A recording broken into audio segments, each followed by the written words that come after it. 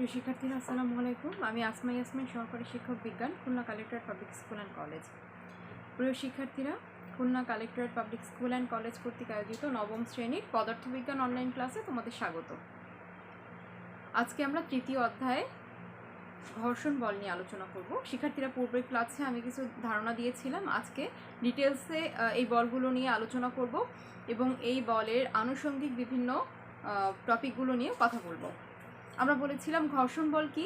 ঘর্ষণ বল হলো যখন কোনো একটি বস্তু একটি তলের উপর থেকে চলতে চেষ্টা করে, তখন বস্তুর সাথে ওই তলের যেখানে স্পর্শ করে থাকে সেই স্পর্শ তলে যে গতির বিরুদ্ধে বাধার সৃষ্টি হয় সেটি হচ্ছে ঘর্ষণ বল। ঘর্ষণ বল এফ বা ফ্রিকশন ছোট হাতের এফ দ্বারা একে প্রকাশ করা হয়। ঘর্ষণ বলকে ছোট হাতের এফ দ্বারা প্রকাশ করা হয়। মনে করো তুমি একটি বস্তুর উপরে এফ বল প্রয়োগ করছো, F1 বল প্রয়োগ করছো বা 10 নিউটন বল প্রয়োগ করছো। এটি দিয়ে ভালো হয়। মনে করি একটা বস্তুকে আমি 10 নিউটন বল দিয়ে সামনের দিকে ঠেলে দিতে যাচ্ছি।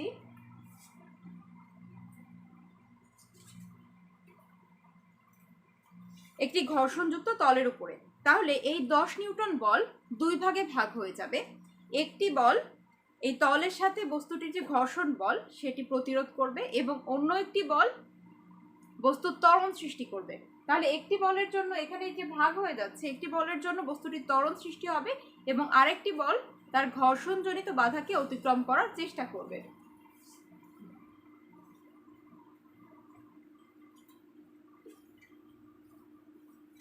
তাহলে আমরা দেখলাম এই 10 নিউটন বলটি দুই ভাগে ভাগ হয়ে যাচ্ছে।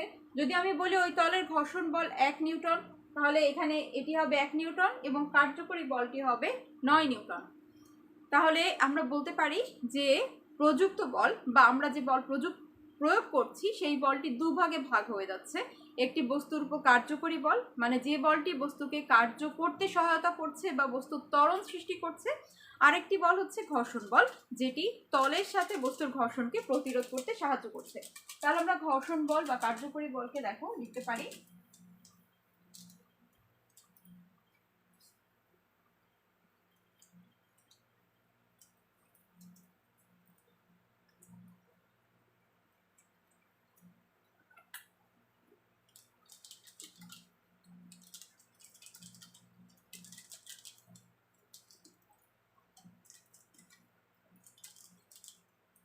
আমরা বলতে পারি প্রযুক্ত বল সমান কার্যকরী বল যোগ ঘর্ষণ বল। তাহলে প্রযুক্ত বল যদি F1 হয়,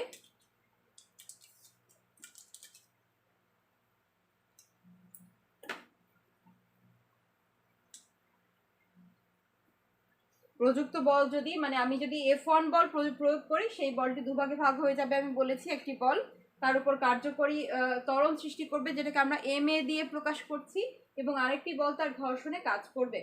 যদি বলা হয় যে আমি বস্তুর উপর 5 সেকেন্ড ধরে বল প্রয়োগ করেছি এবং 5 সেকেন্ড পরে আর কোনো বল প্রয়োগ করছি না, সেই ক্ষেত্রে অবশ্যই মাথায় রাখতে হবে 5 সেকেন্ড পরে কিন্তু বস্তুটির উপর ঘর্ষণ বল ক্রিয়া করছে।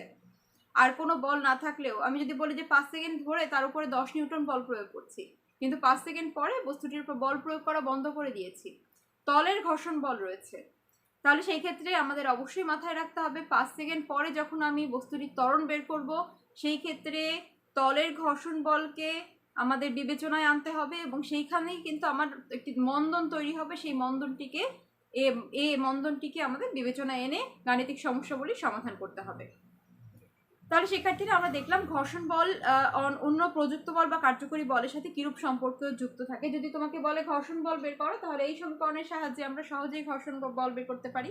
বা যদি ঘর্ষণ বল দেওয়া থাকে, যদি বলে বস্তুর উপর কার্যকরী বল বের করো বা এই বলের ফলে বস্তুর কতটুকু ত্বরণ হচ্ছে সেটি বের করো, তখন কিন্তু আমরা এখান থেকে সুন্দরভাবে সেটি বের করে ফেলতে পারবো।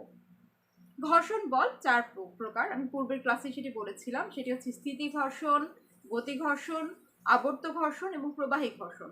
স্থিতি ঘর্ষণ কি? মনে করো একটি বড় ভারী একটি টেবিল একটি ওয়ালের সাথে লাগানো আছে, অথবা ভারী একটি টেবিল আছে, তুমি সেটাকে ঠেলে সরাতে পারছো না। সেই অবস্থায় বস্তুর ওই টেবিলের তলের সাথে মেঝের যে একটি বল কাজ করছে সেটিকে বলা হয় স্থিতি ঘর্ষণ। অর্থাৎ তুমি বল প্রয়োগ করা সত্ত্বেও বস্তুটি গতিশীল না হওয়া পর্যন্ত মেঝের সাথে বস্তুর যে ঘর্ষণ বল ক্রিয়া করছে, এই ধরনের বলকে বলা হচ্ছে কি স্থিতি ঘর্ষণ। বস্তুটি গতিশীল যেই মাত্র হবে সেই মাত্র কিন্তু এটি গতি ঘর্ষণে রূপান্তরিত হয়ে যাবে। আমরা ভূমির উপর দাঁড়িয়ে থাকি, সহজে পিছলে পড়ি না, বা আমরা হাঁটাচলা করি, আমরা এক পা যখন দিচ্ছি সেই পাটা সরে যাচ্ছে না সেই জায়গা থেকে। এর একটি বড় কারণ হচ্ছে স্থিতি ঘর্ষণ। স্থিতি ঘর্ষণের কারণে আমরা হাঁটাচলা করতে পারি, বা আমরা ভূমির উপর দাঁড়িয়ে থাকতে পারি, বা কোনো বস্তু কোথাও রাখলে সেটি স্থির থাকে। এরপরে আমরা আসব যে গতি ঘর্ষণ। গতি ঘর্ষণ মানে, মনে করো তুমি একটি কলার ছোলার উপর পা দিলে এবং তুমি সামনের দিকে চলে যাচ্ছ, অর্থাৎ তোমার পায়ের সাথে ফ্লোরের যে ঘর্ষণটি ছিল সেটি কিন্তু কলার ছোলার কারণে, বা ওখানে যদি কোনো তৈলাক্ত জিনিস থাকে সেটির কারণে দূরীভূত হয়ে গেছে এবং তুমি কিন্তু গতিশীল হয়ে গেছো। তাহলে এই যে গতিশীল বস্তুর তলের সাথে বস্তুর যে ঘর্ষণ, সেটি হচ্ছে কি গতি ঘর্ষণ। খুব সহজে আমরা বলতে পারি যে কোনো বস্তু যদি চলতে থাকে তাহলে সেই চলার পথের সাথে বস্তুটির যে ঘর্ষণ বল সেটি হচ্ছে গতি ঘর্ষণ। এরপরে আমরা যাব আবর্ত ঘর্ষণে। যদি কোনো বস্তু একটি তলের উপর থেকে গড়িয়ে গড়িয়ে চলতে থাকে, যেমন মার্বেল বা চাকা, তাহলে এই ধরনের ঘর্ষণ বলকে আমরা বলতে পারি আবর্ত ঘর্ষণ। এবং আবর্ত ঘর্ষণের পরিমাণ প্রত্যেকটি ঘর্ষণের থেকে সব থেকে কম, অর্থাৎ আবর্ত ঘর্ষণ পরিমাণে সব থেকে কম। এ কারণে আমরা সহজে কোনো জিনিস টানা বা ঠেলার জন্য তার সাথে চাকা লাগিয়ে দেই, যাতে সেটি আবর্ত ঘর্ষণে মুখোমুখি হতে পারে এবং আমাদের জন্য সেটি বহন করা সহজ হয়। যেমন ট্রলিতে আমরা চাকা লাগাই, বা কোনো ভারী বস্তুকে টানার জন্য আমরা চাকাযুক্ত কোনো যন্ত্র ব্যবহার করে থাকি। এরপরে যেটি আসবে সেটি হচ্ছে প্রবাহী ঘর্ষণ। কোনো বস্তু তরল বা বায়বীয় পদার্থের মধ্যে দিয়ে চলার সময় তরল বা বায়বীয় পদার্থের সাথে বস্তুর যে ঘর্ষণ বল ক্রিয়া করে সেটি হচ্ছে প্রবাহী ঘর্ষণ। যেমন প্যারাশুটে নামা কোনো ব্যক্তি, বাতাসের সাথে তার যে ঘর্ষণ সেটি প্রবাহী ঘর্ষণ। বা আমরা যখন এই যে চলাফেরা করছি বাতাসের সাথে আমাদেরও একটি ঘর্ষণ হচ্ছে, সেটিও কিন্তু প্রবাহী ঘর্ষণ। মাছ যখন পানির মধ্যে সাঁতার কাটছে সেটিও কিন্তু প্রবাহী ঘর্ষণ। তাহলে আমরা মোটামুটিভাবে 4 প্রকারের ঘর্ষণ এবং ঘর্ষণের ধারণাটা খানিকটা পেলাম। আমরা ঘর্ষণ যেহেতু বল, এর একক নিউটন, একইভাবে অন্যান্য বলের সাথে এই বলেরও কিন্তু একইভাবে সামঞ্জস্য রয়েছে। আমরা ঘর্ষণের প্রভাব, গতির উপর ঘর্ষণের প্রভাব নিয়ে আলোচনা করব।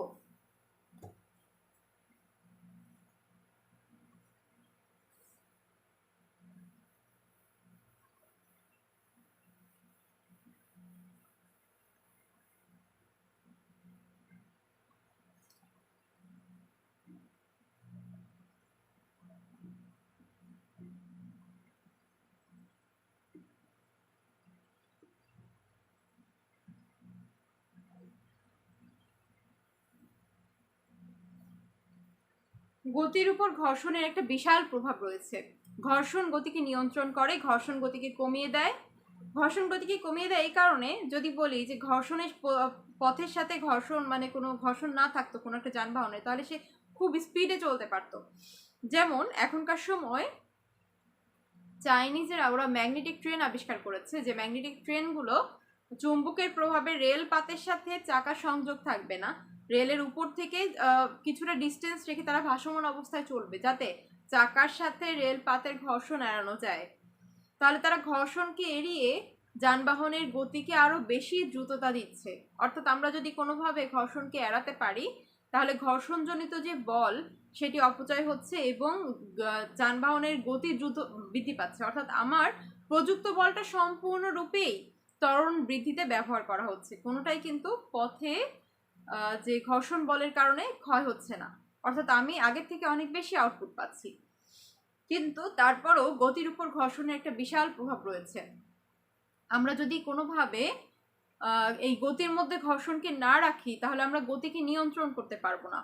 অর্থাৎ আমরা যদি সব কিছুকে একদম স্মুথ করে ফেলি আমাদের দুর্ঘটনার পরিমাণটা অনেক বেশি বৃদ্ধি পাবে। যেমন তোমরা যদি দেখো পিচ্ছিল রাস্তায় পড়ে যাওয়ার সম্ভাবনাটা অনেক বেশি, কারণ সেখানে ঘর্ষণ বলটা অনেক কমে যায়। বৃষ্টিপাত হলে মানুষ কিন্তু আছাড় খায় বেশি, তার কারণটিও এটি। আবার যেসব অঞ্চলে তুষারপাত হয়, তুষারপাত এলাকায় কিন্তু গাড়ি চালানোর সময় খুবই সাবধানতা অবলম্বন করতে হয়, কারণ রাস্তার সাথে তুষার বা বরফের কারণে যে ঘর্ষণ বল সেটি অনেক কমে যায়। বৃষ্টির ফলে ঘর্ষণ বলের মান অনেক কমে যায়, যার ফলে খুব সহজে দুর্ঘটনা ঘটে। অর্থাৎ ঘর্ষণ একটি উপদ্রব, এটি আমাদের জ্বালানি নষ্ট করে, এটি আমাদের সময় নষ্ট করে, এটি আমাদের গতি কমায়, কিন্তু তারপরও এটি কিন্তু আমাদের জীবন বাঁচায়। কারণ ঘর্ষণের কারণে আমরা ব্রেকটা চেপে ধরলে আমার টায়ারটা থেমে যাচ্ছে এবং গাড়িটা থেমে যাচ্ছে এবং টায়ারটা থেমে যাচ্ছে, যেটি ইচ্ছে মতো চলতে পারছে না। তাই ঘর্ষণ একটি খুব গুরুত্বপূর্ণ একটি বিষয়। এই ঘর্ষণকে নিয়ন্ত্রণ করার জন্য আমরা অনেক কাজ করে থাকি। যেমন আমরা আমাদের জুতোর তলায় দেখবে কাটা কাটা থাকে বা জুতোর তলায় খাঁজ কাটা থাকে, জুতোর তলাটা খুব মসৃণ হয় না, এটি কিন্তু ঘর্ষণ তৈরি করার জন্য।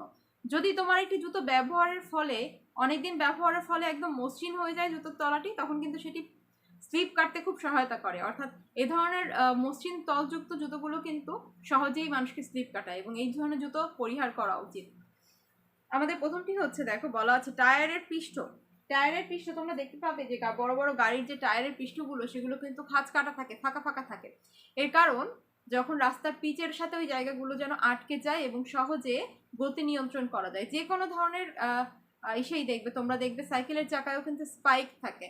এরও একটি বড় কারণ কিন্তু স্পাইকটা দিয়ে, যাতে চাকাগুলো গতি নিয়ন্ত্রণ করা যায়। ব্রেক করার সাথে সাথেই কিন্তু ব্রেক ধরে। তোমরা অনেক সময় খেয়াল করে থাকবে ফুটবলারদের যে জুতো থাকে সেই জুতোর নিচে কিন্তু বড় বড় স্পাইক বা কাটা থাকে। এটিও একটি বড় কারণ, সে যাতে তার পাটা নিয়ন্ত্রণ করতে পারে, যাতে পিচ্ছিল না হয়ে যায়। সে এত স্পিডে দৌড়ায় এবং অনেক সময় মাঠ দেখা যাচ্ছে পিচ্ছিল থাকে, সে পড়ে যাওয়ার সম্ভাবনা থাকে। সেই অবস্থায় যাতে তার পাকে নিয়ন্ত্রণ করতে পারে, তাই কিন্তু তার জুতোর তলায় বড় বড় স্পাইক থাকে। আমাদের রাস্তাগুলোতে পিচ দেওয়া হয়, সিমেন্ট দেওয়া হয় না, তারও একটি বড় কারণ পিচের মধ্যে কিন্তু অনেক ফাঁকা ফাঁকা থাকে এবং পিচ কিন্তু ঘর্ষণ বল বৃদ্ধি করে। পিচ কিন্তু রাস্তাটাকে একেবারে মসৃণ হতে দেয় না, যেটা ঘর্ষণ তৈরি করে। দ্বিতীয়ত, এই যে আমাদের বলা আছে রাস্তার মসৃণতা, বলা হয় যে বরফ জমলে 10 গুণ বেশি পিচ্ছিল হয়ে যায় রাস্তা, যার ফলে দুর্ঘটনাও অনেক বেশি বৃদ্ধি পায়। দুর্ঘটনার পরিমাণ 10 গুণ বেড়ে যায়। নুড়ি বা কাঁকড়ের কারণে রাস্তার ঘর্ষণ কমে যেতে পারে। এবার পিচ ঢালার কারণে যেখানে বলা আছে যে টায়ারের সাথে পিচের কারণে রাস্তার ঘর্ষণের পরিমাণ বেড়ে যায়, কিন্তু বৃষ্টি যখন হয় তখন বৃষ্টির পানি কিন্তু পিচ্ছিলতা বাড়ায়। এটি কিন্তু আমাদের খেয়াল রাখতে হবে। এরপরে বলা হচ্ছে গতি নিয়ন্ত্রণ এবং ব্রেকিং বল। আমরা আমাদের যানবাহনে ব্রেক থাকে, ব্রেকটাকে খুব স্ট্রং রাখতে হয়, যার কারণ হচ্ছে আমরা আমাদের সুবিধে মতো ব্রেক করে এটাকে গতি নিয়ন্ত্রণ করতে পারি এবং এই ঘর্ষণের মানে যে পিছলানোটাকে অ্যাভয়েড করতে পারি, দুর্ঘটনাকে রোধ করতে পারি। শিক্ষার্থীরা, এবার আমাদের পয়েন্টগুলো হচ্ছে ঘর্ষণ বাড়ানো এবং কমানো। আমরা কি কি ভাবে ঘর্ষণ বাড়াতে পারি বা কমাতে পারি।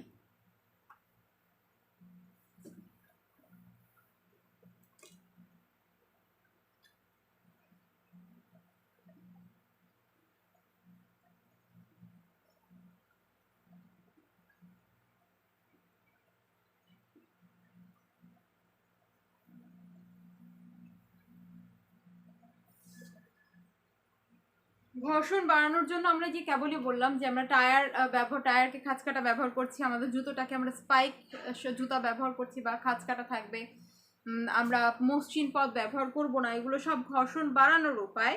ঘর্ষণ বাড়ানোর উপায় হচ্ছে খসখসিত করে তোলা। যে দুটো তলের মধ্যে ঘর্ষণ হবে সেই দুটো তলকে খসখসে করে তোলা। যেখানে ঘর্ষণ হবে সেখানে আরো জোরে চেপে রাখার ব্যবস্থা করা।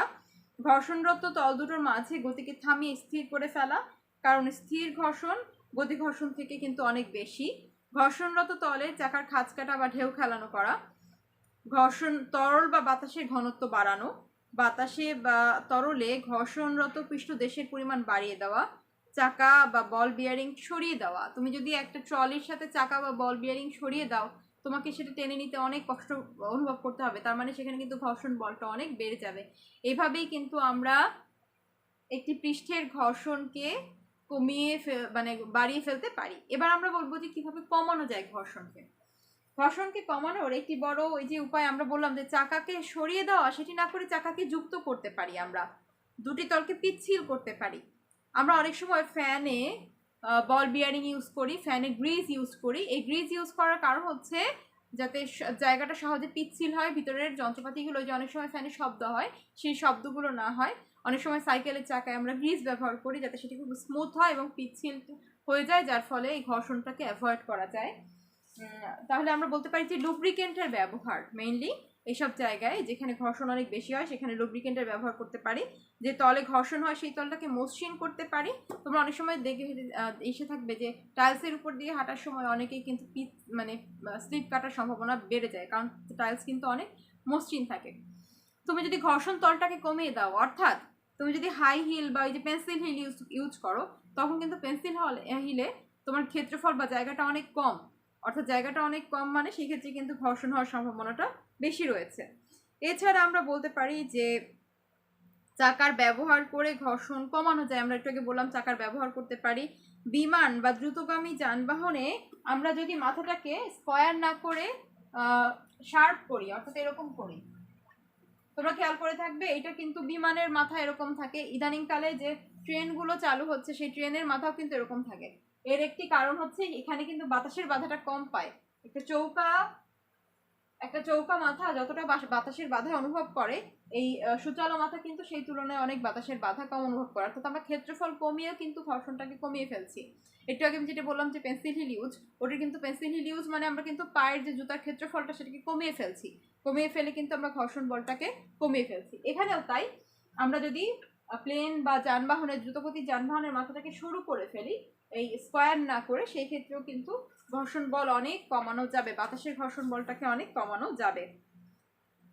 এই যে আমরা বলেছি এখানে দুটো যে পৃষ্ঠদেশে ঘর্ষণ হবে সেই দুটো যদি খুব অল্প জায়গায় একে অপরকে স্পর্শ করে তাহলে ঘর্ষণ বল কমানো যায়। ঘর্ষণরত পৃষ্ঠে বল প্রয়োগ করা হলে ঘর্ষণ বেড়ে যায়, তাই আরোপিত বল কমানো হলেও কিন্তু ঘর্ষণ কমে যায়। শিক্ষার্থীরা, এবং আমাদের শেষ টপিক এই অধ্যায়, ঘর্ষণ একটি প্রয়োজনীয় উপদ্রব। আমি কিন্তু একটু আগেই বলেছি যে এটি আমাদের সময় নষ্ট করছে, গতি নষ্ট করছে, জ্বালানি নষ্ট করছে, তারপর এটি আমাদের অত্যাবশ্যকীয় একটি দরকারি প্রয়োজনীয় একটি এই অনুষঙ্গ। তার কারণ হচ্ছে ঘর্ষণ না থাকলে প্রতিনিয়ত দুর্ঘটনার পরিমাণ বেড়ে যেত, আমরা সোজা হয়ে দাঁড়াতেই পারতাম না। তাহলে শিক্ষার্থীরা, তোমরা সবাই এই টপিকটি ভালোভাবে বাসায় পড়বে। যদি কোনো সমস্যা থাকে তাহলে আমার সাথে শেয়ার করবে। সবাইকে অসংখ্য ধন্যবাদ। আল্লাহ হাফেজ।